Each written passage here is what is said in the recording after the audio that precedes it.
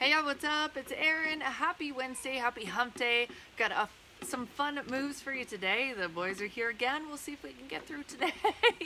But that was pretty funny yesterday. Anyways, if you didn't see it, check out the bloopers. That was hilarious. And all right, so today I've got a water bottle. You can grab 2 weights, 2 cans if you've got that, or just one is totally fine. You can do all these with one. All right, so coming on up, standing. All of these are standing today. We're going to be starting with a reverse lunge, just a simple reverse lunge, okay? I'll show you a couple of things that you can add, like a knee drive. You can also add weight in there. All right, but for now, we're just working that reverse lunge.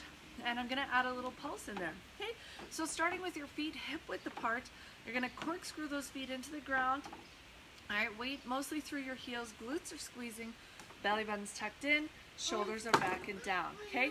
As with any lunge, our upper body has a slight forward hinge to it as we come down to make sure that that hip bone, the ball and socket, the ball of the top of the femur isn't pushing too far forward and putting a lot of strain on the ligaments and tendons that are holding it in that ball and socket position, okay, into the hip pelvis. Okay, so taking a step straight back, feet are like you're on cross-country ski tracks in cross-country skis. So everything is still facing forward.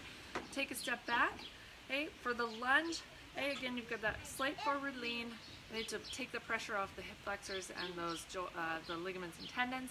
Your weight is pressing down through that front heel mostly, all right, and then the back leg is just for a little bit of balance support, okay? So coming down, bending the knees, pressing into the heel. You want to feel this leg work, and this one's just there again for a little balance support. Okay, you can come back and alternate. Okay, you can also add a little pulse in there, so you're going to step back, come down here, 1, 2, step up. And you can always add a little knee drive in there, but I won't add that for now. If you know what you're doing and you want to do that, you can. If you want to hold some weights, you can either hold the cans right by your sides, or you can hold the one weight right tucked under your chin. Okie dokes. Second exercise. We've got lots of grass again. Yep. All right. So what we're going to do is take those feet out fairly wide. Okay. Your toes are pointing forward to start with here, because what I'm going to do is we're actually going to take both feet to about a 45 degrees and kind of turn the body all together with that.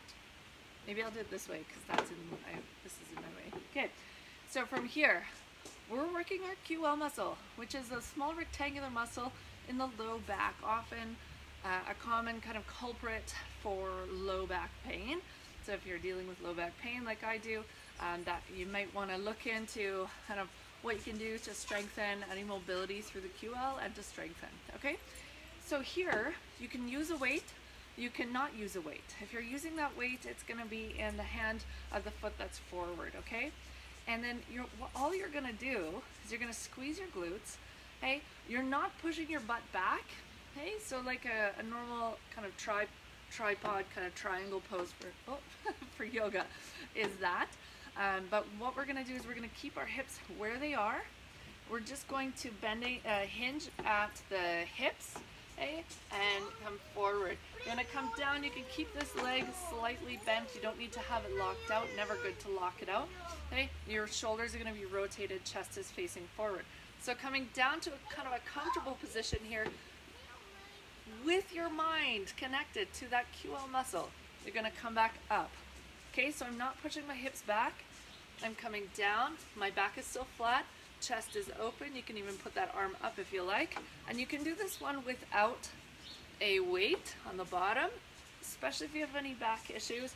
Try it out first. Really isolating and focusing in on that QL muscle. So you're going to do 5 to 10 of those each side. Last but not least, hey, we're going to go into an overhead press. So I know if you're dealing with shoulder issues, especially frozen shoulder, and lifting something up and over the head, any mobility type issues there may be a little bit challenging for you. So you can always reach out, but it is important to try. So take away the weight for this one if you're dealing with any mobility issues, and work with that, or just work with your range of motion. So you might not be right up overhead. Okay, you might be out here, and we'll give you an alternative to that. So all we're gonna do here is we're gonna, I like to have my feet side by side here, soft bend in the knees, belly button pulling in, glutes are squeezing. Always don't forget about what's happening in your other half. If you're working the upper body, everything still needs to support and be engaged. So from this point, let me turn this backwards, we're going to press up and overhead. So shoulders down and back, okay, and we're gonna lift, press up overhead. Once we're here, we're gonna bend the elbows, keeping them nice and tight in towards the head, and press up, okay? So down in front, shoulders down and back, squeeze the left, pressing up, bending, keeping those elbows in tight so they're not flaring out like this, okay? And then from the side, same thing, everything is supported down low. You're gonna press up and overhead, bend at the elbows, bringing the weight towards the back of the head. The further you go, or the lower you go, the harder it is because we're working that full range of motion. So here, pressing up and back down. If you're finding that you're arching through that low back at all, take a staggered stance. That should help you out to keep the belly button pulling in and not to overextend and take that movement into the low back. And if you cannot get those arms up overhead, let me know for the press. Take out the weights and go to where you can, even if it's here, okay? Just getting in that range of motion, okay, pressing out. And for the triceps, you're just gonna, instead of going overhead, all you're gonna do here is you're gonna bring the elbows down and extend them back. Here, so press up, bring them down, keeping the elbows in nice and tight, and extending at the elbow. Yes, we got rocks. All right, team. Okay, so that's it for your day today.